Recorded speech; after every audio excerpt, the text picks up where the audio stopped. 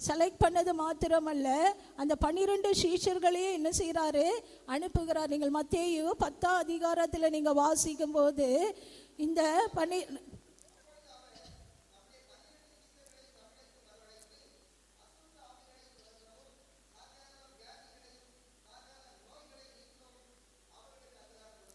அடுத்து 5வது வசனத்தை வாசிப்போம்.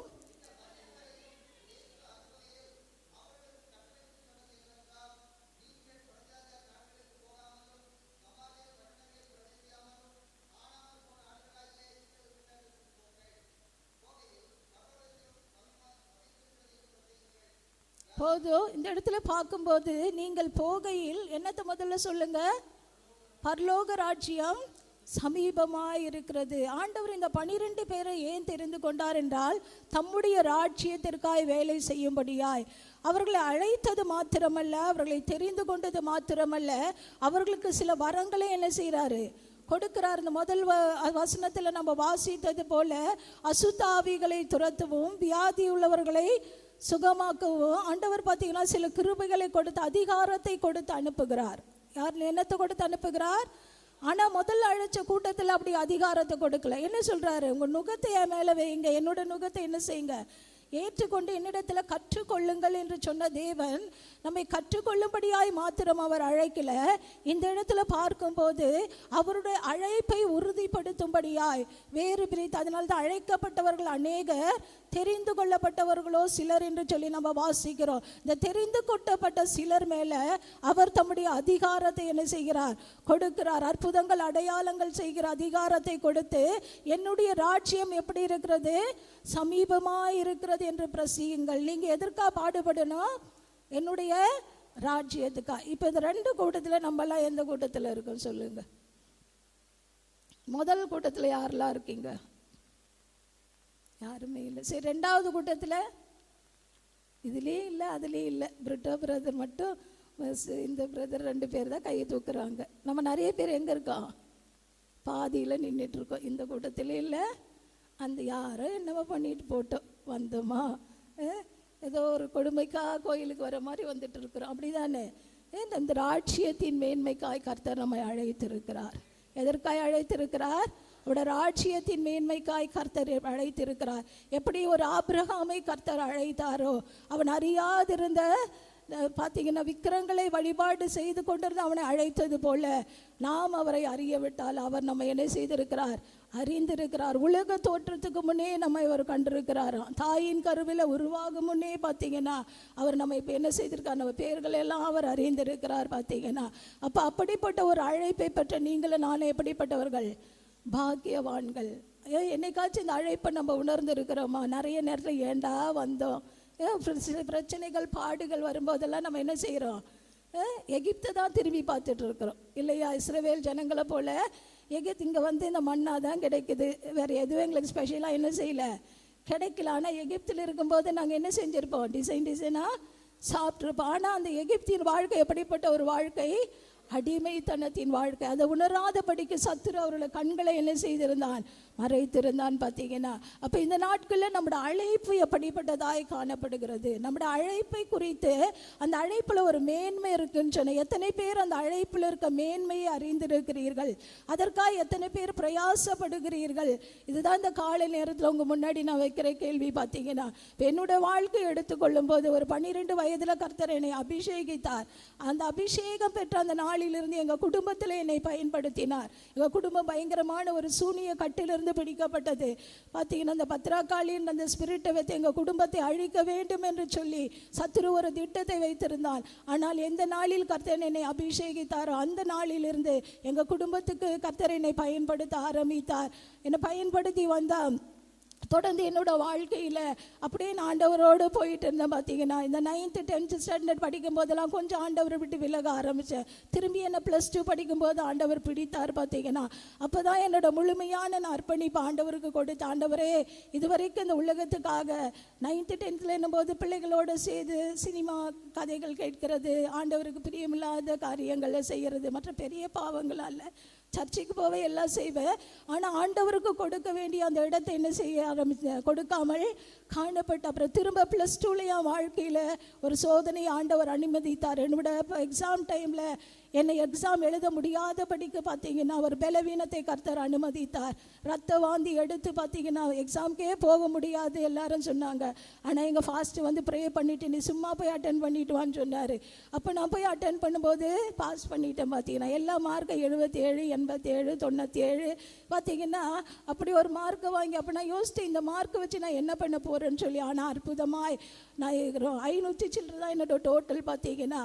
ஆனால் அந்த மார்க்லேயும் கர்த்தர் என்ன செய்தார், மகிமைப்பட்டார். பார்த்தீங்கன்னா எல்லாரும் இப்போ போயிடுவாங்க. ஜூன் ஜூலை ஆச்சு, ஒரே ஒரு அப்ளிகேஷன் 2 ரூபா கொடுத்து வாங்கினேன். எத்தனை ரூபா?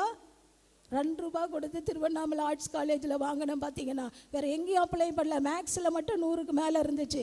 அந்த ஒரு சப்ஜெக்ட் மட்டும்தான் அப்ளை பண்ணேன். பார்த்தீங்கன்னா ஜூன் போச்சு, ஜூலை போச்சு, ஆகஸ்ட் வந்துச்சு. ஒவ்வொரு நாள் அழுவ மணிக்கணக்கில் ஆண்டவரை என்னை எடுத்துக்கங்க, இந்த வாழ்க்கை எனக்கு வேண்டாம். எங்கள் அக்கெல்லாம் காலேஜில் படிக்கிறாங்க, எனக்கு மாத்திரம் ஏசப்பா எப்படி நான் சின்ன வயசுலேருந்து நம்ம நேசித்திருக்கிறேன் ஏசப்பா. உமக்காக பாருங்க, இப்போ 12 வயசில் 13 வயசில் என் நகையெல்லாம் நான் ஒப்பு கொடுத்து கலட்டினேன்.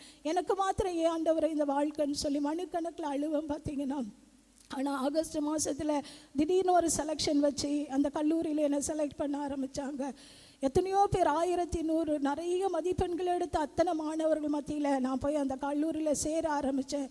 எல்லா பிள்ளைகளும் நான் ஏசப்பா பற்றி சொல்லும்போது எல்லாரும் கேட்பாங்க, ஏன் உங்கள் ஏசப்பா நீ மெடிக்கலோ இன்ஜினியரோ போயிருக்கலாம்ல, ஏன் இங்கே வந்தேன்னு கேட்பாங்க. அப்போ எனக்கு தான் தெரியும் என் நிலைமை என்னன்னு, வேறு யாருக்கும் என்ன செய்யாது தெரியாது. அந்த கல்லூரியில் போய் நான் வைராக்கியமாய் படிக்க ஆரம்பித்தேன்.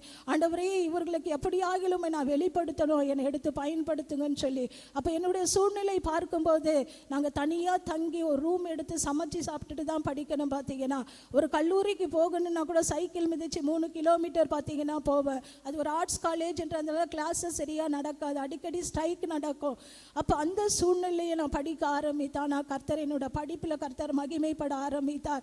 எந்த கல்லூரி நான் கண்ணீரோடு போய் சேர்ந்தேனோ அதே கல்லூரியில் பார்த்தீங்கன்னா இந்த மேக்ஸில் ஒவ்வொரு வருஷமும் ஒரே ஒரு சப்ஜெக்ட், ஒரே கடைசி வருஷத்தில் ஒரு பாடத்தை தவிர மற்ற எல்லாத்துலேயுமே சென்டம் வாங்க அந்த உதவி செய்தார். ஒரு நல்ல மதிப்பெண் எடுக்க கர்த்தர் எனக்கு உதவி செய்தார். இது எப்படி நான் எடுத்தேன்னா என் ஃப்ரெண்ட்ஸ் எல்லாம் சொன்னாங்க, நீங்கள் ஏசு ஜீவிக்கிற தெய்வம், ஜபத்துக்கு பதில் கொடுப்பாருன்னு சொல்கிறல்ல, நீ எல்லா சப்ஜெக்ட்லையும் சென்டம் எடுத்து காமி அப்படின்னு ஒரு போட்டி மாதிரி சொன்னாங்க.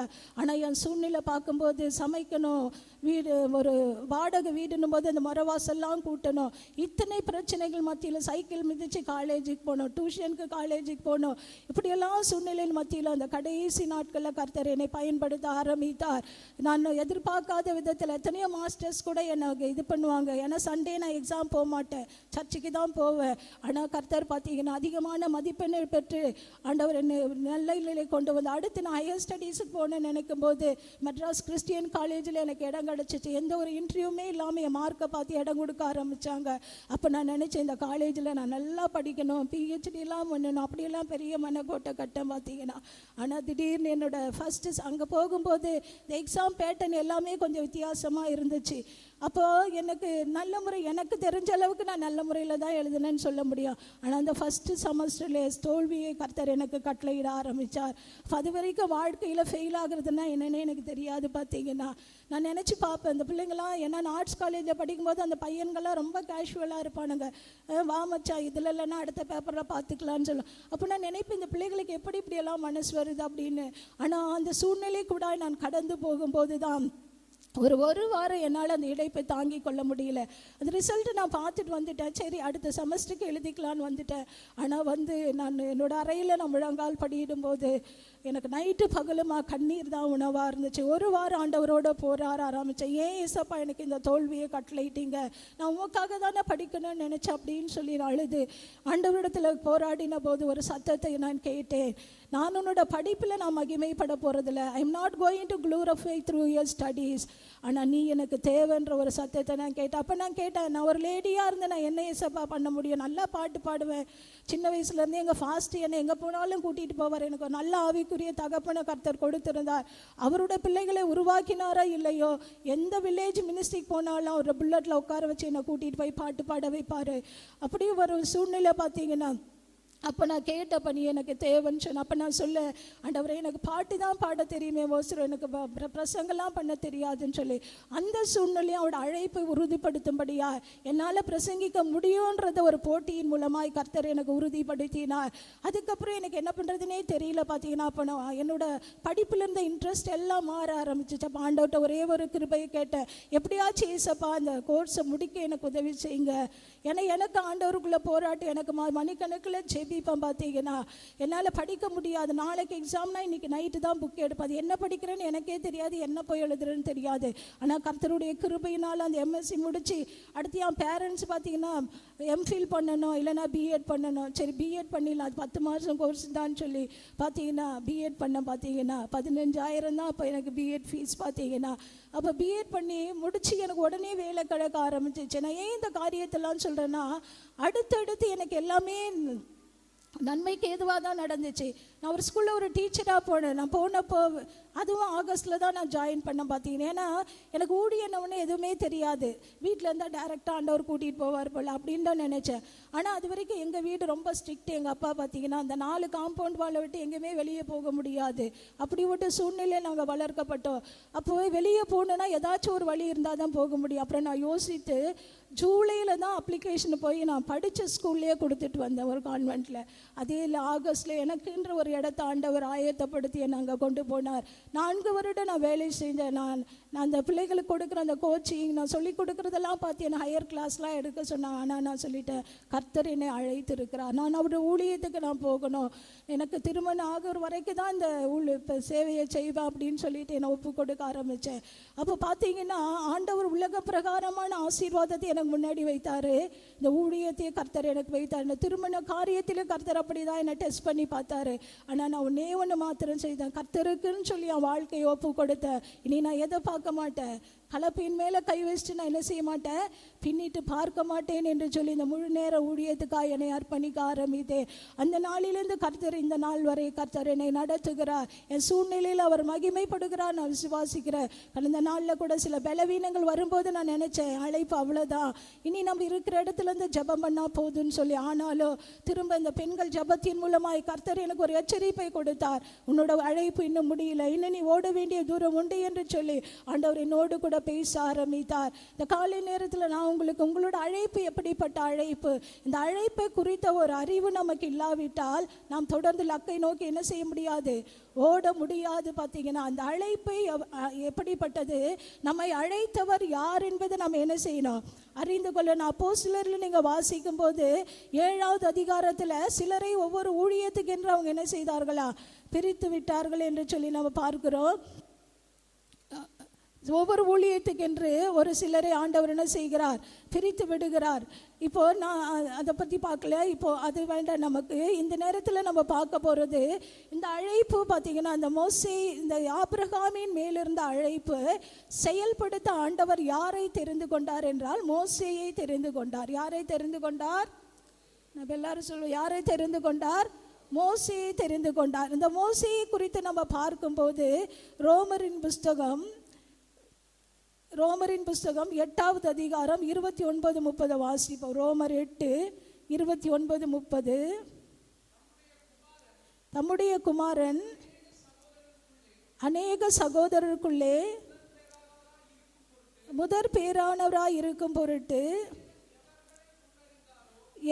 தேவன் எவர்களை முன்னறிந்தாரோ அவர்களை தம்முடைய குமாரனுடைய சாயலுக்கு ஒப்பாய் இருப்பதற்கு முன் குறித்திருக்கிறார். எவர்களை முன் குறித்தாரோ அவர்களை அழைத்தும் இருக்கிறார். எவர்களை அழைத்தாரோ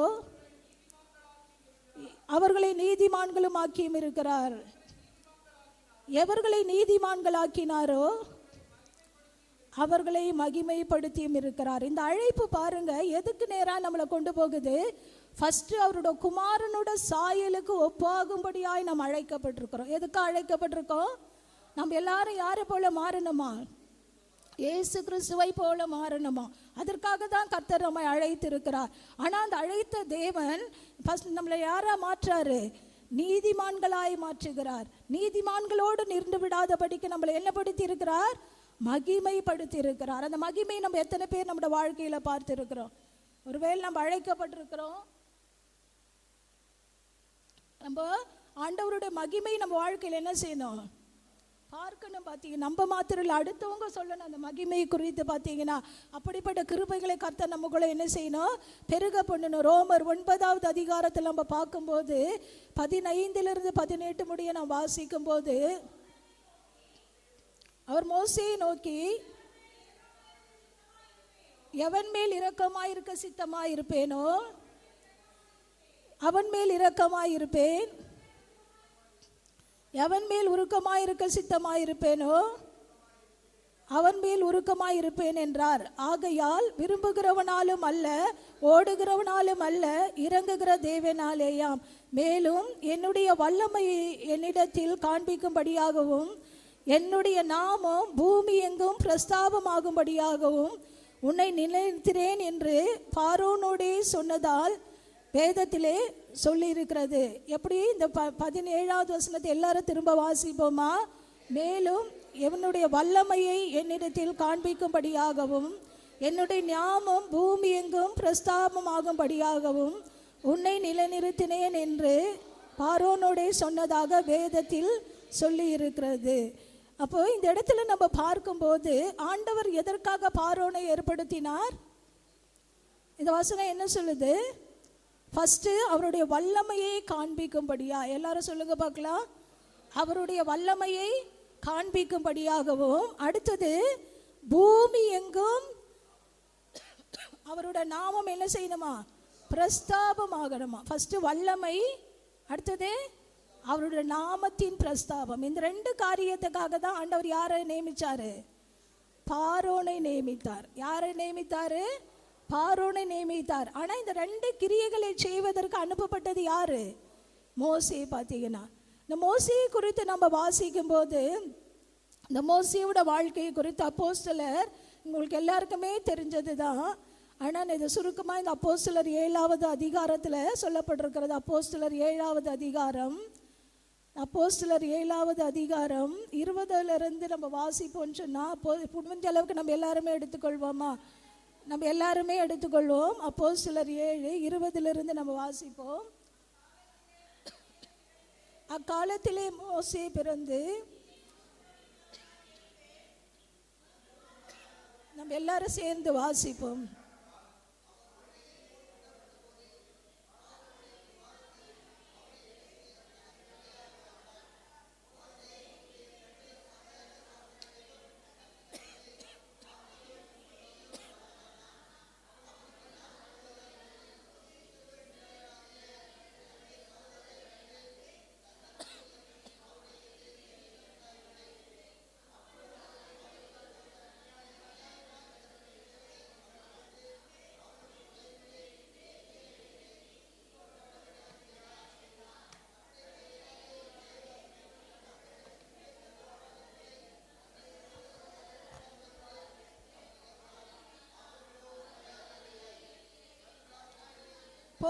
போதும். இந்த இடத்துல நம்ம பார்க்கும்போது மோசே பிறந்த போது எப்படி இருந்தானா?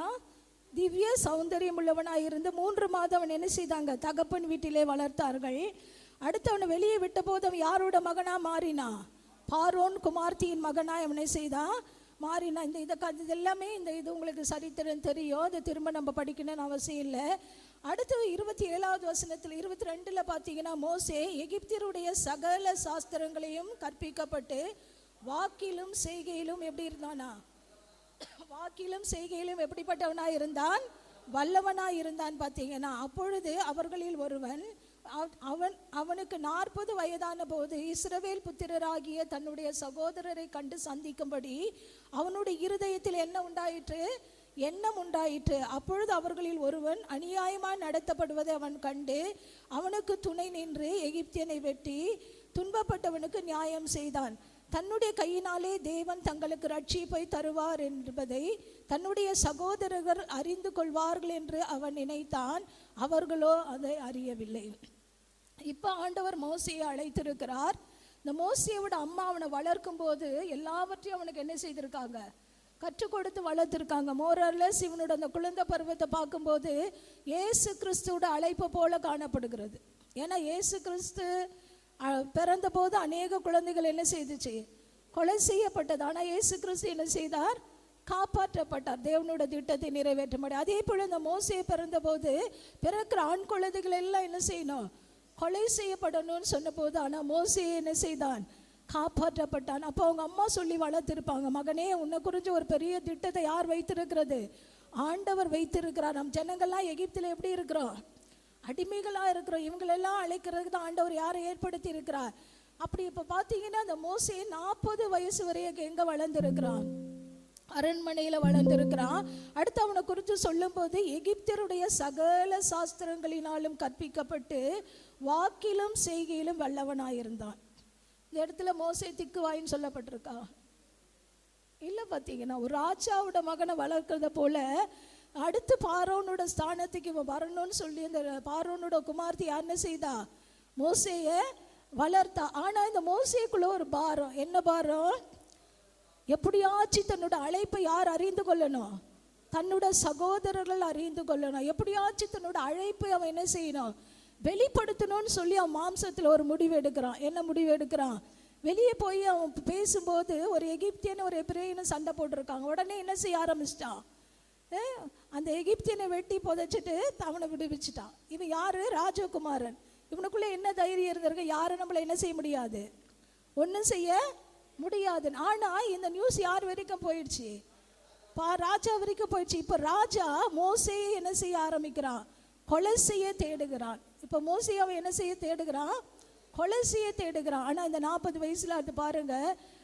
அப்போ அவன் என்ன செய்யறான்? அந்த எகிப்தை விட்டு வெளியே வந்துடுறான். எகிப்தை விட்டு என்ன செய்யறான்? வெளியே வர. மோசே நினைச்சிருந்தா என்ன செஞ்சிருக்கலாம்? இப்போ 2 வாழ்க்கை அவனுக்கு முன்னாடி இருக்குது. ஒன்று பார்வோனுடைய ராஜரீகமான வாழ்க்கை, இன்னொன்று பார்த்தீங்கன்னா ஆண்டவரோட அழைப்பு. இந்த 2த்துல மோசே எதுக்கு முக்கியத்துவம் கொடுக்கிறான்? ஆண்டவரோட அழைப்புக்கு என்ன செய்கிறான்? இதில் தான் நம்ம வாசிக்கிறோம், எபிரேயரில் வாசிக்கிறோம்.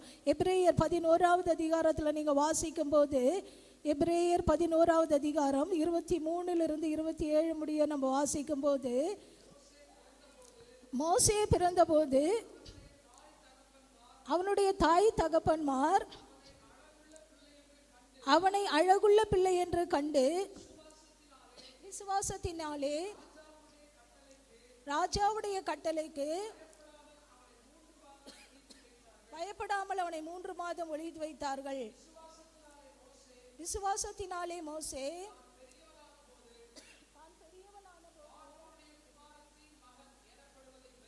பார்வோனுடைய குமார்த்தியின் மகன் எனப்படுவதை வெறுத்து அநித்தியமான பாவ சந்தோஷங்களை அனுபவத்தை பார்க்கிலும் தேவனுடைய ஜனங்களோட துன்பத்தை அனுபவத்தை தெரிந்து கொண்டான்.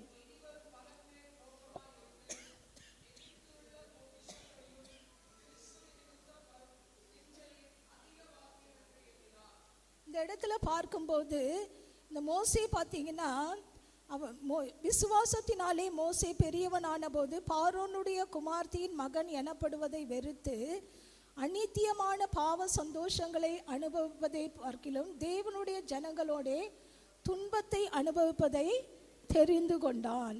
என்ன செஞ்சான்? தெரிந்து கொண்டான். எதை தெரிந்து கொண்டான்? நம்ம எல்லாரும் வாயை திறந்து சொல்வோமா? எதை தெரிந்து கொண்டான்?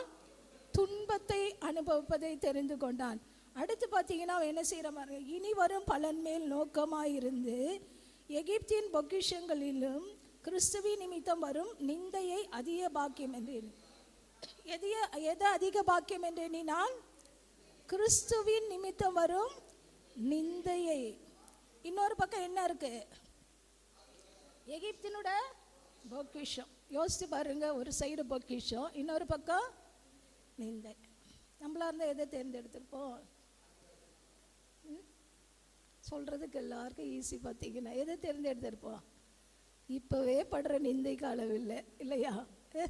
இந்த ஆண்டவருக்குள்ளே வந்து எத்தனை நிந்தை, எத்தனை பாடுகள். நிறைய நேரத்தில் நம்ம அதனால தான் என்ன செய்கிறோம்? சோர்ந்து போகிறோம். பொக்கிஷத்தை பார்க்கிலும் ஆண்டவர் நிமித்தம் வருகிற நிந்தை அவன் என்ன செய்தான்? ஏன் ஆண்டவர் இந்த மோசையை திரும்ப போய் அழைத்தார் தெரியுமா? 40 வருஷமாயோ அவன் வேணா அவன் தரிசனத்தை இழந்துட்டான் பார்த்தீங்கன்னா. இனி அவ்வளோதான், மாமனாருக்கு ஆடு மேய்க்கிற வரைக்கும் மேய்ச்சிட்டு நாள் வந்தால் போக வேண்டியதுதான் நினச்சிட்டு இருந்தான் பார்த்தீங்கன்னா. ஆனால் ஆண்டவரோட அழைப்பும் கிருபை வரங்களோ என்று மாறாது பார்த்தீங்கன்னா. இந்த மோசே தன்னோட வாழ்க்கையில் அவனோட தெரிந்து கொள்ளுதல், அடுத்து பார்த்தீங்கன்னா பாக்கியமாய் எதை அவன் எண்ணினான், இதெல்லாம் தான் ஆண்டவரை திரும்ப என்ன செய்ய ஆரம்பிச்சிச்சு, மோசேக்கு நேராய் வழி நடத்த ஆரம்பிச்சு. அதுக்கு அடுத்த வசனம் சொல்லுது பாருங்க, விசுவாசத்தினாலே அவன் அதரிசனமானவரை தரிசிக்கிறது போல உறுதியாக இருந்து ராஜாவின் கோபத்துக்கு பயப்படாமல் எகிப்து விட்டு போனான். அவன் எகிப்திலேருந்து போனது காரணம் பயந்து போகலை பார்த்தீங்கன்னா. ராஜாவோட கோபத்துக்கு எப்படி தான் போனானா, பயப்படாம தான் என்ன செஞ்சான் போனான் பார்த்தீங்கன்னா. ராஜாவோட கோபத்துக்கு ராஜா நினைச்சா அவன் எங்கே இருக்கிறான்னு கண்டுபிடிச்சு அவனை கொண்டு இருக்கலாமா, கொண்டு இருக்க முடியாதா? அவனுக்குள்ள ராஜ செல்வாக்கை பயன்படுத்தி இந்த மோசே எங்கே போனாலும் திரும்ப வந்து அவன் என்ன செய்யக்கூடாது, நம்மளை டிஸ்டர்ப் பண்ணக்கூடாதுன்னு அவன் கொண்டு இருக்க முடியுமா, முடியாதா? முடியும். ஆனாலும் அதுக்கு என்ன செய்யலை, அனுமதிக்கலை பார்த்தீங்கன்னா. அப்போது நம்மளோட வாழ்க்கையில் இந்த அழைப்பை பெற்றுக்கொண்ட நாம் எதை தெரிந்து கொள்ளுகிறோம், அடுத்து பார்த்தீங்கன்னா எதை நம்ம பாக்கியமா என்றோம், அடுத்து பார்த்தீங்கன்னா நம்ம எங்கே நம்ம போயிட்டுருக்கோம், எந்த இடத்துல நம்ம இருக்கிறோம், அது ரொம்ப முக்கியம் பார்த்தீங்கன்னா. நம்மளோட அழைப்பை தெரிந்து கொண்டவர்கள் 3 காரியத்தில் உறுதியாக இருக்கும். ஒன்று தெரிந்து கொள்ளுதல், நிந்தைகளை சகிக்கிறத பாக்கியமாக என்னணும், அடுத்து பார்த்தீங்கன்னா யாருக்கு பயப்படக்கூடாது, பார்வோனுக்கு என்ன செய்யக்கூடாது, பயப்படக்கூடாது. அழைப்பு இருந்தால் நம்ம என்ன செய்யக்கூடாது, பயப்படக்கூடாது பார்த்தீங்கன்னா. பயப்படுகிறவர்கள் ஆண்டவர் என்ன செய்ய முடியாது. இதை தான் நம்ம இந்த இதில் நியாயாதிபதிகளில் 6வது அதிகாரத்தில் பார்க்கும்போது ஆண்டவர் யார் அழைக்கிறாரு, கிதியோனை அழைக்கிறாரு. எதுக்கு அழைக்கிறாரு, மீதியானியர் அடிச்சுக்கு அழைக்கிறார். ஆனால் கிதியோன் என்ன சொல்கிறான், உடனே ரொம்ப சந்தோஷப்பட்டு ஆஹா நான் வந்துடுற ஆண்டவரேன்னு வந்தானா. ஆண்டவரே என்னையா அழைச்சிங்க, என் கோத்திரத்தை பாருங்க, சின்ன கோத்திரம், சின்ன கோத்திரம் பார்த்தீங்கன்னா. எனக்கு அந்த இது இல்லை, என்னது நீங்கள் எதிர்பார்க்குற அளவுக்கு இந்த ரட்சிப்பை கொண்டு வர்றதுக்கு ஏதுவான என் ஃபேமிலி பேக்ரவுண்டு எனக்கு கிடையாது, பணபலனும் கிடையாது. அப்போ ஆண்டவர் சொல்கிறாரு, உன்னை அழைக்கிறது யாரு, உனக்கு இருக்கிற இந்த பலத்தோடே போ. கிதியோனை பார்த்து ஆண்டவர் சொன்னார், உனக்கு கொஞ்சம் பலன் இருக்குல்ல, உனக்கு கொஞ்சம் பலன் இருக்குல்ல. நம்ம ஆண்டவர் பாருங்கள் எவ்வளோ அற்புதமான தேவன். அந்த 5 அப்போ 2 மீன் 5000 பேருக்கு போஷித்த போது கூட உங்களுக்கு என்ன இருக்குது அதை கொண்டு வாங்கன்றாரு. அந்த தீர்க்கதரிசினோட மனைவி கடலில் சிக்கி அவள் தவிக்கும் போது ஆள் சொல்ல, உன்னிடத்துல என்ன இருக்குது, ஒரு கூட எண்ணெய் தான், சரி கொண்டு வாத. அப்போ ஆண்டவர் என்ன விரும்புகிறாருன்னா, நம்மகிட்ட ஏதோ கொஞ்சம் இருக்கணுன்றதை விரும்புகிறாரு. என்ன விரும்புகிறாரு ஆண்டவர், அவர் பயன்படுத்துக்கு எதுவதாக. இதை தான் நம்ம நிருபங்களை வாசிக்கிறோம். எந்த நற்கிரியைகளை செய்வதற்கும் ஆயத்தமாக்கப்பட்ட ஒரு பாத்திரங்களாய் நம்ம காணப்பட வேண்டுமா. அடுத்தது எஜமானுக்கு உபயோகமான ஒரு பாத்திரமா. ஃபாஸ்ட்டு கடைசியாக ஒரு வார்த்தை சொன்னார், தேவன் தேடுகிற மனுஷன். எப்போ ஆண்டவர் தேவன் தேடுவார், இந்த சபையில் உங்களை தேடணும் அப்படின்னு சொல்லி அவர் ஒரு வார்த்தை சொன்னார். சபையில் ஆண்டவர் ஃபாஸ்ட்டு ஜான்மார்க் ஐயாவை தேடுவார். எதுக்குன்னு கேட்குறீங்களா, கூட்டி பாய் போடுவார்ன்றதுக்காக தேடுவார். அப்போது ஒரு தேடுகிற இப்போ கொஞ்ச நாளாக சந்தோஷ் பிரதரை தேடுறாரு. ஏன் தேடுறாரு, மாணிக் ஐயாவுக்கு அப்புறம் சாப்பாட்டுக்கு முன்னாடி நின்று எல்லாரும் வாங்கி கொடுக்குறது யார் செய்கிறது, சந்தோஷ் பிரதர் செய்கிறார். அதனால் ஒரு சாப்பாடு போடணுமா பிரதர், என்ன பண்ணலாம் அப்படின்னு யாரை தேடுறாரு, சந்தோஷ் பிரதரை. அப்போது இந்த சபையில் நீங்கள் தேடுகிற ஒரு மனுஷனாய் காணப்பட வேண்டுமானால் இந்த சபையில் உங்கள் பங்களிப்பு காணப்பட வேண்டும். இந்த சபையோடு உங்கள் ஐக்கியம் எப்படி இருக்கணும், நெருங்கி இருக்கணும். பார்த்தீங்கன்னா ஆண்டவரோடு கூட எப்படி இருக்கணும் பாருங்கள். ஆண்டவர் முதல் 70 பேரை தெரிந்து கொண்டார், அதுக்கடுத்து 12 பேரை தெரிந்து கொண்டார், அதில் 3 பேரை செலக்ட் பண்ணார். அதுலேயும் ஒருத்தர் ரொம்ப க்ளோஸாக இருந்தான், யார், எப்போதும் ஒரு மார்பில் சாய்ந்து கொண்டு இருந்தான். ஆனால் இவ்வளோ பேரை செலக்ட் பண்ணாலும் தன்னோட வரும் காரியங்களை குறித்து யாருக்கு தான் வெளிப்பாடு கொடுத்தாரு, அந்த எப்போதும் மார்பில் சாய்ந்து கொண்டிருந்தான். அதே போல் ஆண்டவருக்கு நமக்கு என்ன காணப்படணும், ஒரு நெருக்கம் காணப்படணும். பார்த்தீங்கன்னா ஒரு நெருக்கம் காணப்படணும். அந்த சபையில் ஒரு தேவையா, உங்களோட பங்களிப்பு முன்னாடி இருக்கணும். பார்த்தீங்கன்னா உங்களோட நீங்கள் எந்த அளவுக்கு இந்த சபையில் ஒரு இம்பார்ட்டண்டாக ஆண்டவருக்கு எந்த அளவுக்கு முக்கியத்துவம் கொடுக்குறீங்களோ அப்போ தான் ஆண்டவர் யாரை தேடுவார், யாரை தேடுவார், நம்மளை தேடுவார். பார்த்தீங்கன்னா அப்போ இந்த நாளில் ஆண்டவர் தேடுகிற மகனாய் மகளாய் நம்ம மாற்றப்படணும். அடுத்து நம்ம பார்க்கும்போது என்னாகமத்தின் புஸ்தகம் 12வது அதிகாரம் 1 to 13 வரை நம்ம வாசிப்போம்னு சொன்னால் ஃபுல்லாக நம்ம வாசிக்க வேண்டாம். என்னாகமத்தின் புஸ்தகம் 12வது அதிகாரம் 3வது வசனத்தை வாசிங்க. மோசேயானவன் பூமியில் உள்ள சகல மனிதரிலும் மிகுந்த சாந்த குணமுள்ளவனாய் இருந்தான். சடுதியிலே கர்த்தர்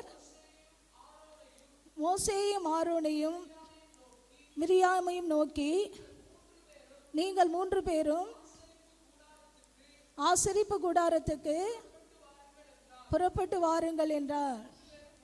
3 பேரும் போனார்கள். கர்த்தர் மேகத்தூணில் இறங்கி கூடார வாசலிலே நின்று ஆரோனையும் மிரியாமையும் கூப்பிட்டார். அவர்கள் 2 போனார்கள். அப்பொழுது அவர், என் வார்த்தைகளை கேளுங்கள், உங்களுக்குள்ளே ஒருவன் தீர்க்கதரிசியாயிருந்தால் கர்த்தராகிய நான் தரிசனத்தில் என்னை அவனுக்கு வெளிப்படுத்தி சொப்பனத்திலே அவனோடே பேசுவேன். என் தாசனாகிய மோசே அப்படிப்பட்டவன் அல்ல, என் வீட்டில் எங்கும் அவன் உண்மை உள்ளவனாயிருக்கிறான். நான் அவனுடனே மறைபொருளாக அல்ல, முகமுகமாய் பிரத்யட்சமாய் பேசுகிறேன். அவன் கர்த்தரின் சாயலை காண்கிறான். இப்படி இருக்க நீங்கள் என் தாசனாகிய மோசேக்கு விரோதமாய் பேச உங்களுக்கு பயமில்லாமற் போனது என்ன என்றார். கர்த்தருடைய கோபம் அவர்கள் மேல் மூண்டது, அவர்கள் போய்விட்டார். இந்த இடத்துல பார்க்கும்போது இந்த மோசே குறித்து ஆண்டவரே சாட்சி கொடுக்கிறார். எப்படிப்பட்ட சாட்சி பாருங்க. பூமியில் உள்ள சகல மனிதர்களிலும் அவன் எப்படிப்பட்டவனா இருந்தானா? சாந்த குணம் உள்ளவனா இருந்தான். உண்மையாவே மோசே சாந்த குணம் உள்ளவனா இல்ல? பாத்தீங்கன்னா மோசே பயங்கர கோபக்காரன். பாத்தீங்கன்னா இல்லைன்னா பார்த்த உடனே இந்த எகிப்தியனை அவன் கொண்டு இருப்பானா? அன்னைக்கு மாத்திரம் மோசையை ஆண்டவர் ஒரு ஊழியத்துக்கு ஒரு ஊழியக்காரர் அப்படியா சொல்றாரு. அன்னைக்கு மாத்திரம் ஊழியத்தை மோசே கையில கொடுத்திருந்தா எகிப்திலே பாதி பேர் என்ன செஞ்சுட்டு இருப்பான்? போட்டு தள்ளிட்டு இருப்பான். ஒருத்தர் கூட என்ன செஞ்சிருக்க மாட்டான், வெளியே கூட்டிட்டு வந்திருக்க மாட்டான். பார்த்தீங்கன்னா ஆனா அந்த 40 வருஷம் அந்த வனாந்திர வாழ்க்கையில ஆண்டவர் யாரை உருவாக்குனாரு? மோசேயை உருவாக்குனார். ஆடுகளுக்கு ஒரு ஆடு பின்னாடி மேய்க்கிறது ரொம்ப கஷ்டமான டாஸ்க். நம்ம நினைக்கிற மாதிரி ஆடு மேய்க்கிறது ஈஸியானது கிடையாது. இந்த ஆடை வச்சு மோசே எப்படின்னு ஆண்டவர் எப்படி மாற்றினாரு? சாந்த குணம், பொறுமை. பார்த்தீங்கன்னா அந்த ஆடுகளுக்கு பின்னாடி ஓடுறதெல்லாம் ரொம்ப கஷ்டம். பார்த்தீங்கன்னா அப்போ மோசே ஒரு சாந்த குணம் உள்ளவனாய் மாற்றினா. நம்ம நினைக்கிற இத்தனை குறைகள்லாம் என்கிட்ட இருக்கு, ஆண்டவர் என்னை எப்படி பயன்படுத்துவாரு? இந்த அழைப்புக்கு நான் பாத்திரவானா? ஆனாலும் கூட பாருங்க, இந்த 80 வயதுல கர்த்தர் மோசே அழைக்கும் போது அவன் என்ன சொல்றான்? ஆண்டவரே நான் திக்குவாயி மந்தனை எல்லாத்தையும் 40 வருஷத்துல எல்லாம் போயிடுச்சு. பார்த்தீங்கன்னா எல்லாமே போயிடுச்சு. இப்போ ஆடு மேய்ச்சி மேய்ச்சி இப்போ பாஷையெல்லாம் எப்படி மாறிடுச்சு? ஆடு மேய்க்கிற பாஷை வந்துடுச்சு. மோசேக்கு வாக்குல வல்லவனா இருந்த அவனுக்கு ஆடு மேய்க்கிற பாஷை வந்துச்சு. அவன் சொல்றான், ஆண்டவரே வேற யாரையாகில அனுப்புங்கப்பா, என்னை விட்டுருங்கப்பா, என்ன விட்டுருங்க, வேற யாரையாகில அனுப்புங்க. ஆண்டவருக்கு கோபம் வர வரைக்கும் அவன் பேசியிருக்கான் பாருங்க. அவனை ஆண்டவர் என்ன சொல்றாரு? சாந்த குணமுள்ள. பூமியில் உள்ள எல்லாரும் பார்க்கலாம் மோசே எப்படி இருந்தானா?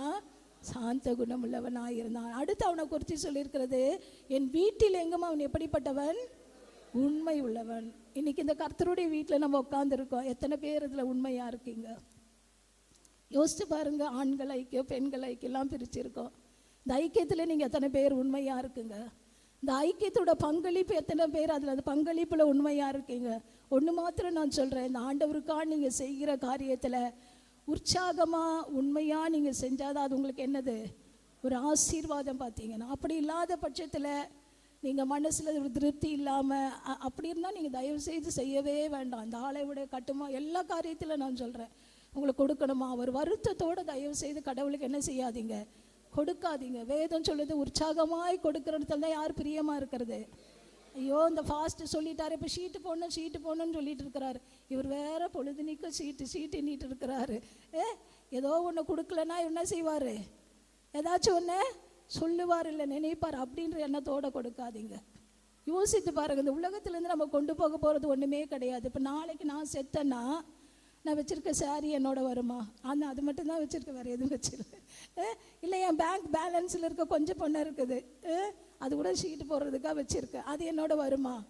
வராது. பார்த்தீங்கன்னா ஏதோ நான் விரும்பின ஒரு புடவையை சுற்றி என்ன செஞ்சோம், குடியில் கொண்டு போய் போட்டுருவாங்க பார்த்தீங்கன்னா. அதனால நம்ம வச்சிருக்கிற ஒன்று நம்மோடு கூட என்ன செய்ய போகிறதில்ல. அவன் வீட்டில் எங்கும் எப்படிப்பட்டவனாய் காணப்பட்டான். அதனால தாங்க எகிப்தின் பொக்கிஷத்தை வெறுத்தான். ஆனால் இன்னைக்கு இந்த உலகத்தில் சின்ன சின்ன காரியங்களை கூட நம்ம வெறுக்கிறதுக்கு என்ன இல்லை. மனசில் நம்ம பிள்ளைகளுக்கு ஒரு பொருளை வாங்கி கொடுக்கணுன்னா அது எப்படி யோசிக்கிறோம்.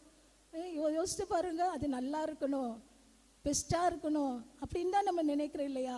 அப்போ நம்ம பரமபிதா ஆண்டவருக்காக செய்ய இது வரைக்கும் பாருங்கள். கொஞ்ச நாளைக்கு முன்னாடி எங்கள் பெரியக்கா பலவீனமானா, அவளுக்கு ஆக்சிஜன் வச்சாங்க. ஒருவேளை அந்த ஆக்சிஜனோட பில்லு எவ்வளோன்னு எனக்கு தெரியாது பார்த்தீங்கன்னா. ஒரு வாரம் அவளை ஐசியூவில் வச்சு ஆக்சிஜன் வச்சாங்க பார்த்தீங்கன்னா. இன்றைக்கி அந்த ஒரு சூழ்நிலை நமக்கு வந்தால் நம்ம விடுற மூச்சுக்கு போய் எவ்வளோ பணத்தை ஹாஸ்பிட்டல் கொடுத்துட்டு வருவோம். யோசித்து பாருங்கள், நம்ம பணம் நம்மை ரட்சிக்காது. அவ்வளோ பணம் நம்ம என்ன செய்யாது. இன்றைக்கி நம்ம மூச்சு இழுத்து மேலே இழுத்து கீழே விடுறது யாரோட கிருபை? ஆண்டவருடைய. நம்ம கிட்னி இன்னைக்கு ஃபங்க்ஷன் ஆகுதுன்னா அது யாரோட கிருபை? நம்மளோட ஹார்ட் இன்னைக்கு நல்லா ஒர்க் ஆகுதுன்னா அது யாரோட கிருபை?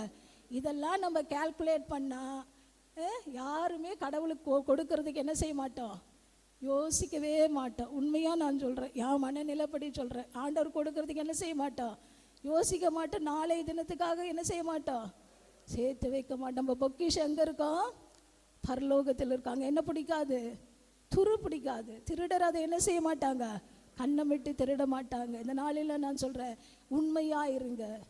அவன் வீட்டில் எங்கே உண்மையுள்ளவனாக இருந்தான். மோசையை போல கர்த்தர் உங்கள் மகிமைப்படணும் அவனோட அழைப்பில். வீட்டில் எங்கே எப்படி இருங்க, உண்மை உள்ளவர்களாக இருங்கள். அடுத்து நம்ம பார்க்கும்போது உபாகமம் 9வது அதிகாரத்தில் பார்க்கும்போது, உபாகமம் 9வது அதிகாரம் 13-14 வசனங்களை வாசிப்போம்.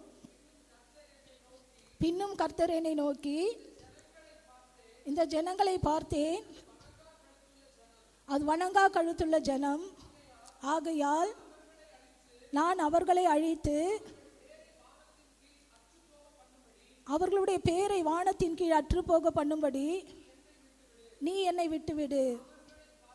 அவர்களை பார்க்கிலும் உன்னை பலத்ததும் ஜன பெருத்ததுமான ஜாதியாக்குவேன் என்றார். போதும். 20வது வசனம்.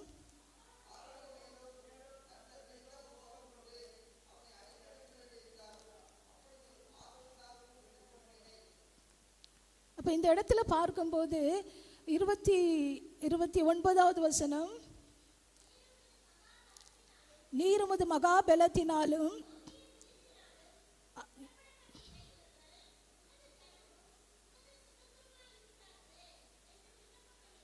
இப்போ இந்த இடத்துல பார்க்கும்போது ஆண்டவர் சொல்றார், இந்த ஜனங்க எப்படிப்பட்ட ஜனங்கள், வணங்கா கழுத்துள்ள ஜனங்கள். அதனால நான் இவர்களை அழிச்சிட்டு யாரை மேன்மைப்படுத்த போறேன், உன் சந்ததியை வச்சு நான் பெருக்கிடுறேன் அப்படின்னு சொல்றாரு. ஆனால் மோசையை பார்த்தீங்கன்னா அதுக்கு என்ன செய்யல. ஆண்டவரே நீங்கள் இப்படி செஞ்சிட்டிங்கன்னா மற்றவங்களாம் என்ன சொல்லுவாங்க, இந்த கடவுள் பாரு அவங்கள கூட்டிகிட்டு போய் பாதி வழியில் என்ன செஞ்சிட்டாரு, அழித்து போட்டாரே என்று சொல்லி அவர்களுக்காக அவன் பரிந்து பேசி ஜெபிக்கிறான், மன்றாடி ஜெபிக்கிறான். ஆரோனுக்காக என்ன செய்கிறான், மன்றாடி. ஆரோன் மேலே கோபம். ஏன்னா அந்த கண்ணுக்குட்டி அவன் தான் செஞ்சு வச்சுட்டான். பார்த்தீங்கன்னா கண்ணுக்குட்டி யார் தான் செஞ்சது, ஆரோன் நம்பி தான். யார், மோசே ஆரோனை நம்பி தான் அனுப்புனார். கடைசியில் அந்த ஆரோனை என்ன செய்ய ஆரம்பிச்சிட்டான், கன்றுக்குட்டியை செஞ்சு வைக்க ஆரம்பிச்சிட்டான். இப்போ சொல்கிறார் ஆண்டவர் ஆரோன் மேலேயும் கோபப்பட்டு அவன் அடிக்கணும் போது அவன் என்ன செய்கிறான், மன்றாடி விண்ணப்பிக்கிறான். எப்படி மன்றாடி விண்ணப்பிக்கிறான். இன்னைக்கு ஆண்டவரோட அழைப்பை நம்ம நிறைவேற்றணும்னா நமக்குள்ளே என்ன ஆவி காணப்படணும், மன்றாடி விண்ணப்பிக்கிறதான ஒரு ஆவி காணப்படணும். யாருக்காக, முரட்டாட்டமுள்ள ஜனங்களுக்காக, வணங்கா கழுத்துள்ள ஜனங்களுக்காக. இன்றைக்கி நம்ம கொஞ்ச நாள் ஜெபம் பண்ணி பார்ப்போம். ஆமாம், நம்ம ஜெபம் பண்ணி என்ன ஒன்றும் நடக்கலை. யோசிச்சு பாருங்க, அந்த மோசேக்குள்ளே அப்போ எவ்வளோ நாள் அவன் எப்படி தன்னை ஒப்பு கொடுத்து அவன் ஜெபிச்சிருப்பான் பாருங்க. அப்பப்போ அவங்க பின்மாற்றத்தில் போய் அவனுக்கு விரோதமாக கல்லெறிய. ஆனால் அத்தனை சூழ்நிலையும் பார்த்தீங்கன்னா அவங்களுக்காக ஜெபிக்கிறது அவன் விடலை. ஆண்டவர் அழிக்கிறேன்னு சொல்லும் போதெல்லாம் போய் திறப்பில் நிற்கிறான். ஆண்டவரை வேண்டாம், ஆண்டவரை வேண்டாம், ஆண்டவர் என்ன வேணா நீங்கள் என் பேரை வேணா என்ன செய்யுங்க, ஜீவ புஸ்தகத்திலேருந்து கிறுக்கி போடுங்க. நீங்களும் நாள் அப்படி சொல்வோமா? தன்னலமற்ற ஒருவன் பார்த்தீங்கன்னா நான் என்னோட பேரை கிறுக்கி போட, ஆனால் அந்த ஜனத்தை என்ன செய்யாதீங்க, அழிக்காதீங்க அப்படின்னு சொல்லி அவன் மன்றாடுகிறவனாய் காணப்பட்டான். அது மாத்திரம் உபாகமம் 34வது அதிகாரம் 10-12 இது எல்லாருமே நம்ம சேர்ந்து வாசிப்போமா? உபாகமம் 34வது அதிகாரம் 10-12 எல்லாரும் எடுத்துக்கொள்வோம். 10 மோசே எகிப்து தேசத்திலே பார்வோனுக்கும் அவன் எல்லா ஊழியக்காரனுக்கும் அவன் அனைத்திற்கும் செய்யும்படி கர்த்தர் அவனை அனுப்பி செய்வித்த சகல அடையாளங்களையும் அற்புதங்களையும் அவன் இஸ்ரவேலர் எல்லாருக்கும் பிரத்யட்சமாய் செய்த சகல வல்லமையான கிரியைகளையும் மகா பயங்கரமான செய்கைகளையும் பார்த்தால், கர்த்தர் முகமுகமாய் அறிந்த மோசேயை போல ஒரு தீர்க்கதரிசி இஸ்ரவேலில் அப்புறம் எழும்பினதில்லை என்று விளங்கும். இந்த இடத்துல பார்க்கிறோம், அவன் செய்த கர்த்தர் செய்ய, இந்த இடத்துல அவனுடைய எல்லா ஊழியக்காரருக்கும் அவனுடைய தேசம் அனைத்திற்கும் செய்யும்படி கர்த்தர் அவனை அனுப்பி செய்வித்த சகல அடையாளங்கள் அற்புதங்கள், அவன் இஸ்ரவேலர் எல்லாருக்கும் பிரத்யட்சமாய் செய்த சகல வல்லமையான கிரியைகளையும் மகா பயங்கரமான செய்கைகள். என்னென்ன ஆண்டவர் செய்ய வச்சாரு? அவனை அனுப்பி செய்ய வச்சது என்னது? அடையாளங்கள் அற்புதங்கள். அடுத்து இஸ்ரவேல் ஜனங்களுக்கு முன்னாடி அவனை செய்ய வச்சது என்ன? சகல வல்லமையான கிரியைகளையும் பயங்கரமான மகா பயங்கரமான செய்கைகள். எல்லாரும் சொல்லுவோமா? அற்புதம், சகல அற்புதங்கள் அடையாளங்களையும், அடுத்தது சகல வல்லமையான கிரியைகளையும் மகா பயங்கரமான செய்கைகள். அப்ப ஆண்டவர் மோசே எதற்கு அழைத்தார்? அற்புதங்கள் அடையாளங்களை செய்யும்படியாகவும், அடுத்தது சகல ஜனங்களுக்கு முன்னால் வல்லமையான கிரியைகளையும் மகா பயங்கரமான செய்கைகளையும் செய்தான். அப்போ தனக்கு கொடுத்த அழைப்பை செஞ்சு முடிச்சானா இல்லையா? செஞ்சு முடிச்சான் பார்த்தீங்கன்னா. ஆனால் ஆண்டவர் முதலே சொல்லிட்டாரு, பார்வோனுடைய இருதயம் என்ன செய்யும்? கடினப்படும். நம்மளா இருந்தா என்ன செய்வான்? ஆண்டவர் தான் சொல்லிட்டார்ல கடினப்படும்னு சொல்லிட்டு அப்படின்னு அலட்சியமா போனானா? இல்லை, ஒவ்வொரு டைம் ஒரு எதிர்பார்ப்போடு கூட போனான் பார்த்தீங்கன்னா. ஒவ்வொரு டைம் இந்த நாள் ஆண்டவர் என்ன அற்புதம் செய்ய போறாரு, இன்னைக்கு அவரோட வல்லமை எப்படி, ஒரு எதிர்பார்ப்போடு கூட அவன் செயல்பட ஆரம்பித்தான். அவன் கையில் இருந்தது என்னதான் இருந்துச்சு? கோல். அப்போ இந்த இடத்துல பார்க்கும்போது அவனை அழைக்கும் போது ஒரு பெரிய ஆயுதத்தை அவன் என்ன வச்சிருக்கிறானோ அதோடு நீ வான்னு சொன்னார். அவன் கையில் என்ன கோல்? அது எப்படிப்பட்ட கோல்? பரிசுத்தமான கோலா? ஆடு மேய்க்கிற கோல். ஆட்டுக்கா தலைகள் எல்லாம் பிச்சு போடுற கோல். ஆட்டுக்கு விரோதமாக எதனா மிருகங்கள் வந்துச்சுன்னா அதை அடிக்கிற கோல் பார்த்தீங்கன்னா. அந்த கோலை வச்சு தான் ஆண்டவர் என்ன செஞ்சார்? இத்தனை அற்புதங்களையும் செய்தார் பார்த்தீங்கன்னா. ஆனால் நம்ம கடந்த நாளில் ஃபாஸ்டிங் ப்ரேயரில் கேட்டது போல அவட வார்த்தை மோசேயின் இடத்துல என்ன காணப்பட்டது? கோல் மாத்து. அந்த கோலை ஏசாயா 11வது அதிகாரம் 4வது வசனத்தில் சொல்லப்பட்டிருக்கிறது, வாக்கின் கோலால். ஏசாயா 11:4.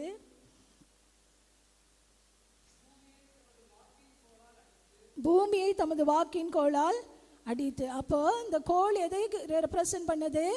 ஆண்டவருடைய வார்த்தை. இந்த கோல் எதை ரெப்ரசன்ட் பண்ணுது? ஆண்டவருடைய வார்த்தை. வெறும் கோல் மாத்திரம் அல்ல, அவரோட வார்த்தையை சொல்லும் போது அந்த கோல் பல அற்புதங்களை செய்தது. பாம்பாக மாறினது, தண்ணீரை ரத்தமாக மாற்றினது, வண்டுகளை வரவழைத்தது, வெட்டிக்கிளிகளை வரவழைத்தது. யோசிச்சு பாருங்க, அந்த வாதைகளெல்லாம் பார்க்கும்போது கடைசியில் சொல்றாங்க, இது யாருடைய பேன் மட்டும் மந்திரவாதிகளால் செய்ய முடியல. அப்போ அவன் சொல்றான், இது யாருடைய விரல்? தேவனுடைய விரல் என்று சொல்லி அறிக்கை பண்ணுங்க. அப்போ நம்மளை பார்க்கும்போது ஜனங்கள் சொல்லணும், ஐயோ இவங்க மேலே யாரோட கரை இருக்கு? ஆண்டவரை ஒன்று மாத்திரம் நான் வாசித்து நான் முடிக்க போகிறேன். அப்போஸ்தலர் 7வது அதிகாரத்தில் நம்ம பார்க்கும்போது, அவன் மனுஷரால் அறியப்படவில்லை, ஆனால் ஆண்டவரால் அவன் அங்கீகரிக்கப்பட்டவனாய் காணப்பட்டான். அப்போஸ்தலர் நடபடிகள் 7வது அதிகாரம் 20 வாசிப்போமா?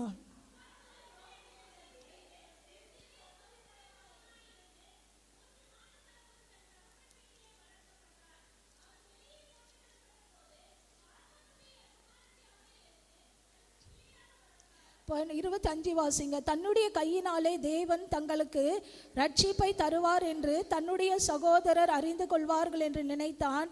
அவர்களோ அவனை என்ன செய்யல? அறியவில்லை. அப்போ பார்த்தீங்கன்னா இந்த இடத்துல பார்க்க, மறுநாளிலே சண்டை பண்ணி கொண்டிருக்கிற 2 பேருக்கு அவன் எதிர்பட்டு, மனுஷரே நீங்கள் சகோதரராயிருக்கிறீர்கள், ஒருவருக்கு ஒருவர் அநியாயம் செய்கிறது என்ன என்று அவர்களை சமாதானப்படுத்தும்படி பேசினான். பிறனுக்கு அநியாயம் செய்தவன் அவனை பிடித்து தள்ளி, எங்கள் மேல் அதிகாரியாகவும் நியாயாதிபதியாகவும் உன்னை ஏற்படுத்தினவன் யார் என்றான். இந்த இடத்துல பார்க்கிறான், எந்த சகோதரர் தன்னை அங்கீகரிப்பாங்க போனாலும் அவங்க சொல்றாங்க, என்னை நியாயாதிபதியாகவோ அதிகாரியாக ஏற்படுத்தினது யார் என்றான். அடுத்தது 40 வருஷம் சென்ற பின்பு சீனாய் மலையின் வனாந்திரத்திலே கர்த்தருடைய தூதனானவர் முட்செடியில் எரிகிற அக்கினி ஜுவாலையில் அவனுக்கு தரிசனமானார். அதே சாப்டரில் நீங்கள் வாசிக்கும் போது எகிப்தில் இருக்கிற என் ஜனத்தின் 34வது வசனம் 33, பின்னும் கர்த்தர் அவனை நோக்கி, உன் பாதங்களில் இருக்கிற பாதரட்சியை கழட்டி போடு, நீ நிற்கிற இடம் பரிசுத்த பூமியாக இருக்கிறது. எகிப்தில் இருக்கிற என் ஜனத்தின் உபத்திரவத்தை நான் பார்த்து அவர்கள் பெருமூச்சை கேட்டு அவர்கள் இறங்கினேன். ஆகையால் நீ வா, நான் உன்னை எகிப்துக்கு அனுப்புவேன் என்றார். உன்னை அதிகாரியாகவும் நியாயாதிபதியாகவும் ஏற்படுத்தினவன் யார் என்று சொல்லி அவர்கள் மறுதலித்த இந்த மோசே தானே தேவன் முட்செடியில் அவனுக்கு தரிசனமான தூதனாலே தலைவனாகவும் மீட்பனாகவும் மாறினார். பாருங்க, அவங்க சொன்னாங்க அதிகாரி நியாயாதிபதி. அப்படி சொன்னாங்க. உன்னை அதிகாரியாக நியாயாதிபதியாக ஏற்படுத்தினது யாருன்னு கேட்டாங்க. ஆனால் தேவ தூதன் அவனை எப்படி மாற்றினார்?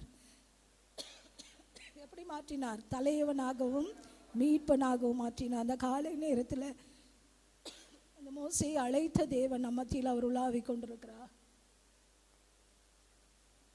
ஒருவேளை இன்னைக்கு நம்மளோட அழைப்பில் நாம் எப்படிப்பட்டவர்களாய் காணப்படுகிறோம்? நம்ம எல்லாரும் கண்களை மூடி நாம் ஜெபிப்போம். நம்ம எல்லாரும் கண்களை மூடுவோம். ஒரு நிமிஷம் தேவ சமூகத்தில் உங்களோட அழைப்பையும் நிதானித்து பாருங்க. உங்கள் அழைப்பை நிதானித்து பாருங்க. உங்கள் அழைப்பு நீங்கள் நிதானித்து பாருங்க. ஆண்டவர் இந்த காலை நேரத்தில் நம்மோடு கூட அவர் இடைப்பட்டு கொண்டிருக்கிறார். இந்த காலை நேரத்தில் நம்மோடு கூட அவர் இடைப்பட்டு கொண்டிருக்கிறார். அந்த மோசே தன்னோட அழைப்பை உறுதிப்படுத்தும்படியாய் அவன் பார்வோனோட அரண்மனையில் வாலிபனாய் இருந்த நாட்களில் அவன் உபத்திரவத்தை அனுபவிப்பதை அவன் தெரிந்து கொண்டான். பொக்கிஷத்தை காட்டிலும் தேவனுக்காய் அவன் நிந்தைகளை அனுபவிப்பதையே அவன் எண்ணிக்கொண்டான். பார்வோனுக்கு பயந்து அல்ல, அந்த அழைப்பை நிறைவேற்றும்படி அவன் ஓடி வந்தான். அவன் சாந்த குணமுள்ளவன் என்று வேதம் சொல்லுகிறது. அவன் சாந்த குணமுள்ளவனாய் கர்த்தர் அவனை மாற்றினார். ஒரு கோபக்காரனார் இந்த மோசேயை சாந்தமுள்ளவனாய் ஆண்டவர் மாற்றினார். அடுத்து அவரோட வீட்டில் எங்கும் அவன் உண்மை உள்ளவனாய் காணப்பட்டான். காலை நேரத்தில் நாம் எப்படிப்பட்டவர்களாய் காணப்படுகிறோம்? அநேக நேரத்தில் நம்மளோட அழைப்பு நிறைவேறணும்னு நம்ம பிரயாசப்படுறோம். நம்மளோட அழைப்பு நிறைவேறணும்னு சொல்லி நம்ம பிரயாசப்படுறோம். ஆனால் இன்னைக்கு நம்மளோட கிரியைகள் எப்படிப்பட்டதாய் காணப்படுகிறது? நியாயாதிபதியா அதிகாரியாக தான் அறிவாங்கன்னு அவன் நினைச்சான். ஆனால் ஆண்டவர் அவனை அப்படி அல்ல, மீட்பராக கற்று மாற்றினார். தேவதூதன் அவனை மீட்பனாக மாற்றினார், தலைவனாக மாற்றினார் என்று சொல்லி நம்ம வாசிக்கிறோம். இன்னைக்கு நம்மளோட அழைப்பில் நாம் எப்படிப்பட்டவர்களாய் காணப்படுகிறோம்? தேவ சமூகத்துக்கு வந்திருக்கிற நம்ம ஒரு விஷயம் நம்மை நிதானித்து பார்ப்போமா? அந்த அழைப்பில் நம்ம உண்மை உள்ளவர்களாய் காணப்படுகிறோமா? நமக்குள்ள மன்றாட்டின் ஆவி காணப்படுகிறதா? விண்ணப்பிக்கிற ஆவி காணப்படுகிறதா? இந்த ஆரோன் மிரியாம் அவனுக்கு விரோதமாக எழும்பி பேசின போது பார்த்தீங்கன்னா, அவன் எத்தியோப்பியா ஸ்திரீ அவன் விவாகம் பண்ண காரியத்தில் அவன் அந்த மிரியாமுக்காக கெஞ்சினான் என்று வேதம் சொல்லுகிறது. அவனுக்கு விரோதமாக பேசினாங்க, அவனை கேவலமாக பேசுவான், அவனோட மாத்திரம்தான் கர்த்தர் பேசுவாரான்னு சொன்னாங்க. ஆனால் அந்த வெண்குஷ்டம் வந்தபோது அந்த மிரியாமுக்காக அவன் கெஞ்சுகிறவனாய் காணப்பட்டான். ஆண்டவர்கிட்ட நம்ம கேட்போம், ஆண்டவரை எப்படிப்பட்ட இது கிருபைகளை எனக்கு தாங்கப்பா. அவர் நம்மை கிருபையினால் அழைத்து பலத்தினால் நடத்துகிற தேவனா, அந்த பலத்தை எனக்கு தாங்க ஏசப்பா. ஆண்டவரை உம்மோடு கூட என்னை இணைந்து நடக்கிற அந்த பலத்தை எனக்கு தாங்க ஏசப்பா. ஆண்டவரிடத்தில் கேட்போமா? அநேக நேரத்தில் என்னால் நடக்க முடியலப்பா, சில கஷ்டமான சூழ்நிலைகளை என்னால் நடக்க முடியலப்பா, நான் சோர்ந்து போகிறப்பா. சில பலவீனமான சூழ்நிலைகளை நான் சோர்ந்து போகிறேன் ஏசப்பா. எனக்கு கிருபையில் அழைச்சிங்கல்லப்பா, உம்மோடு கூட நடக்கிற அந்த பலனை எனக்கு கொடுங்கப்பா. அந்த பலத்தினால் என்னை நடத்துங்கப்பா. ஆண்டவரே உங்கள் பலன் என்னை நடத்துட்டு ராஜா. ஆண்டவரே மனுஷரோட வார்த்தையினால் வருகிற பலன் அல்லப்பா, உங்களோட வார்த்தையினால் வருகிற அந்த பலன் ஆண்டவரே. அப்படிப்பட்ட வார்த்தைகளை எனக்கு நேராக அனுப்புங்கப்பா. இன்னும் இந்த அழைப்பில் நான் உறுதியாக இருக்கணும்னு நினைக்கிறேன் ஏசப்பா. ஒரே ஒரு வசனத்தில் நம்ம பார்க்கும்போது, அவன் தனக்கு பிறகு ஒரு யோசுவாவை அவன் ஏற்படுத்தினான் என்று சொல்லி நம்ம பார்க்கிறோம். தனக்கு பிறகு இந்த ஊழியம் அப்படியே நின்றுவிடக்கூடாது என்று சொல்லி அவன் உபாகமம் 34வது அதிகாரத்தில் பார்த்தீங்கன்னா, அவன் தனக்கு பிறகு ஒரு யோசுவாவை அவன் ஏற்படுத்தினான். அவன் தனக்கு பிறகு ஆண்டவரே இந்த ஜனங்கள்லாம் மேய்ப்பில்லாத ஆடுகளை போல இருந்துடக்கூடாதுப்பா, மேய்ப்பன் இல்லாத ஆடுகளை போல இருந்துடக்கூடாது ஆண்டவரே என்று சொல்லி அவன் கேட்கும்போது ஆண்டவர் அவனுக்கு யோசுவாவை நினைவுபடுத்துகிறார். யோசுவாவை நினைவுபடுத்தி ஆண்டவர் சொல்லுகிறார், அந்த யோசுவாவின் மேலே உன் கையை வை என்று சொல்லி அந்த நாளிலே யோசுவாவை ஏற்படுத்தினார். இந்த நாளிலும் கூட அந்த ஊழியம் பாதியாய் நின்று விடாதபடிக்கு இந்த ஆண்டவர் பார்த்தீங்கன்னா அந்த யோசுவாவை அவனுக்கு பிறகு அவர் ஏற்படுத்துகிறார். இந்த நாளில் கர்த்தர் எகிப்து தேசத்திலிருந்து தோன்றின நாள் முதல் இந்த நாள் வரை அந்த ஊழியம் அவனால் நிறைவேற்றப்படத்தக்கதாய், யோசுவாவின் மூலம் நிறைவேற்றப்படத்தக்கதாய் கர்த்தர் ஒரு வல்லமை உள்ள காரியங்களை அவர் செய்தார். ஆண்டவரே, இந்த நாளில் என்னையும் பயன்படுத்துங்கப்பா. ஆண்டவரே, என்னை இந்த அழைப்புக்கு நேராக ஒப்பு கொடுக்கிறேன் என்று சொல்லுவோமா? ஆண்டவரே, இந்த அழைப்புக்கு நேராக ஒப்பு கொடுக்கிறேன் என்று சொல்லுவோமா? ஆண்டவரே, இந்த அழைப்புக்கு நேராக என்னை நான் அர்ப்பணிக்கிறேன் என்று சொல்லுவோமா? ஆண்டவரே, நீர் எவ்வளவு நல்லவரப்பா. ஆண்டவரே, நீர் எவ்வளவு நல்லவர். ஆண்டவரே ஏசப்பா, உம்முடைய கரத்தில் எங்களை நாங்கள் ஒப்பு கொடுக்கிறோம் ஐயா. அப்பா, உம்முடைய கரத்தில் எங்களை நாங்கள் ஒப்பு கொடுக்கிறோம். ஆவியானவரே, ஆவியானவரே, உம்முடைய கரத்தில் எங்களை நாங்கள் ஒப்பு கொடுக்கிறோம் ஐயா. பரிசுத்த ஆவியானவரே, உம்முடைய ஆளுகைக்கு எங்களை நாங்கள் ஒப்பு கொடுக்கிறோம் ராஜா. ஆண்டவரே, உம்முடைய ஆளுகைக்கு எங்களை நாங்கள் ஒப்பு கொடுக்கிறோம் ஐயா. ஆண்டவரே, ஆளுகைக்கு எங்களை நாங்கள் ஒப்பு கொடுக்கிறோம் தகப்பனே. ஏசப்பா, நீர் எங்களை அழைத்தவர் உண்மையுள்ளவர் ஐயா. நீர் எங்களை அழைத்தவர் உண்மையுள்ளவர் ஐயா. என்னாகமம் புஸ்தகத்தில் 27வது அதிகாரத்தில் ஒரு காரியத்தை மாத்திரம் நான் வாசித்து முடிக்க போகிறேன். என்னாகமம் 27வது அதிகாரத்தில், என்னாகமத்தின் புஸ்தகம் 27வது நான் வாசிக்கிறேன், நீங்க கேளுங்க.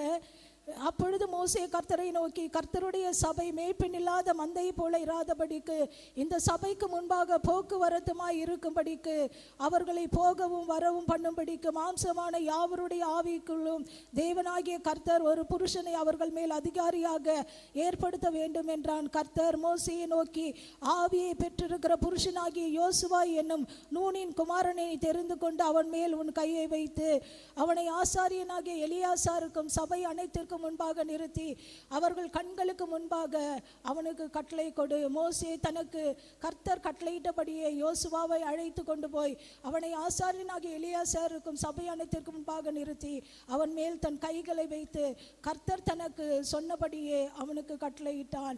அவன் மேல் இருக்கிற கிருபையை அவனுக்கு கொடுக்கிறான். அப்ப தனக்கு பிறகு இந்த ஊழியம் பார்த்தீங்கன்னா, தனக்கு பிறகு இந்த அழைப்பு காக்கப்பட வேண்டும் என்று சொல்லி அப்ப அநேக இடத்துல அந்த அழைப்பை குறித்து அவன் பேசும்போது ஆபிரகாமை நினைத்தருளும், ஆபிரகாம், ஈசாக்கு, யாக்கோப் என்கிற முற்பிதாக்களை நினைத்தருளும் என்று சொல்லி அவன் ஜெபிக்கிறவனாய் காணப்பட்டான். அப்போ அந்த ஆபிரகாமோட வாழ்க்கையில காணப்பட்ட அந்த அழைப்பின் மேன்மை ஒரு மோசேயை பார்வோனுக்கு முன்பாக கொண்டு நிறுத்தினது. அந்த ஜனங்களை, இஸ்ரவேல் ஜனங்களை அடிமைத்தனத்திலிருந்து வெளியே கொண்டு வர உதவினது. அது மாத்திரமல்ல, அவனுக்கு பிறகு ஒரு யோசுவாவை நிலைநிறுத்த உதவி செய்தது. ஆண்டவர் பார்த்தீங்கன்னா, கடைசியில் ஒருவேளை மோசே அந்த தேசத்தில் அவன் பிரவேசிக்காவிட்டாலும் அவனுடைய மரணத்தில் ஒரு மகிமை காணப்பட்டது. அவனுடைய மரணத்தில் ஒரு மகிமை காணப்பட்டது. இந்த காலை நேரத்தில் இந்த வார்த்தையை கேட்டு நம்முடைய வாழ்க்கையில, ஆண்டவரே, நான் கடைசி வரைக்கும் உமக்கு உண்மையா இருக்கணும்ப்பா. ஆண்டவரே, நான் கடைசி வரைக்கும் நமக்கு உண்மையா இருக்கணும்ப்பா. என்னை ஒரு முன்மாதிரியான ஒரு எடுத்துக்காட்டா வைங்க டாடி, என்னை ஒரு வாசிக்கிற நிருபமா வைங்க என்று சொல்லி நம்ம ஒப்பு கொடுப்போமா? ஆண்டவர் இந்த நாளில நம்மை அழைத்திருக்கிறார், நம்மை கிருபையினால் அழைத்திருக்கிறார், பலத்தினால் நடத்தி கொண்டு வருகிறார்.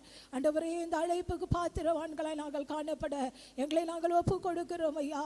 ஊழியக்காரராக எங்களை நாங்கள் ஒப்பு கொடுக்கிறோம்ப்பா. எந்த சூழ்நிலை ஆண்டவரே நாங்கள் மனம் பதறி காரியங்களை செய்யாதபடிக்கு ஆண்டவரே, ஆண்டவரே, நீர் பேச சொன்ன போது பேசாமல் அடித்ததினால் ஆண்டவரே இந்த மோசே அந்த மகிமையை பார்க்க முடியலப்பா. ஆண்டவரே, இந்த நாட்கள் அப்படிப்பட்ட கிரியைகள் எங்கள் வாழ்க்கையில காணப்படாதபடிக்கு ஆண்டவரே எங்களை உண்மை உள்ளவர்களாய் மாற்றுங்கப்பா. எங்களை சாந்த குணம் உள்ளவர்களாய் மாற்றுங்கப்பா. ஒரு மன்றாட்டின் ஆவி எங்களுக்கு கொடுங்கப்பா. ஒரு விண்ணப்பத்தின் ஆவி எங்களுக்கு கொடுங்கப்பா. கெஞ்சி பிரார்த்திக்கிற ஆவி எங்களுக்கு கொடுங்க ஆண்டவரே. ஏசப்பா, ஜனங்களுக்கு இன்னும் நாங்கள் திறப்பில் இருக்க ஒரு ஆத்ம பாரத்தினால் எங்களை நிரப்புவீராக ராஜா. ஒரு ஆத்ம தரிசனத்தினால் எங்களை நிரப்புவீராக ராஜா.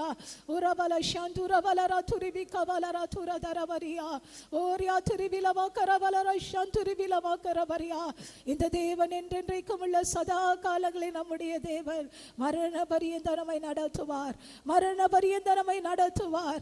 இயேசுவேரியா கபல ஷந்துரிபிலவா கரதுரபல ராதுரிபியா. உம்முடைய உன்னத பலத்தினால் ஒவ்வொரு பிள்ளைகளின் இருடை கட்டுவீராக ராஜா. இந்த விசுவாச விசுவாச ஓட்டத்தில் ஆண்டவரே பவுல் சொல்லுகிறது போல ஆண்டவரே, நான் எதற்காய் பிடிக்கப்பட்டேனோ அதை அடைந்து கொள்ளும்படியாய் ஆசையாய் தொடருவேன், லக்கை நோக்கி தொடருவேன் என்று சொல்லத்தக்க கிருபைகளை இன்னும் எங்களுக்குள்ள பெருக பண்ணுங்கப்பா. ஆண்டவரே, உடைய கரத்தில் எங்களை நாங்கள் ஒப்பு கொடுக்கிறோம் ஐயா. எங்களை நேசிக்கிறீங்களா நல்ல பரலோக தகப்பனே, இந்த நேரத்துக்காய் நன்றி செலுத்துகிறேன். எங்களோடு கூட இடைப்பட்ட அந்த வார்த்தைகளுக்காய் நன்றி செலுத்துகிறேன். தொடர்ந்து உடைய நாமத்தை மகிமைப்படுத்துங்க, பாதுகாத்து கொள்ளுங்க, பலப்படுத்துங்க. இயேசு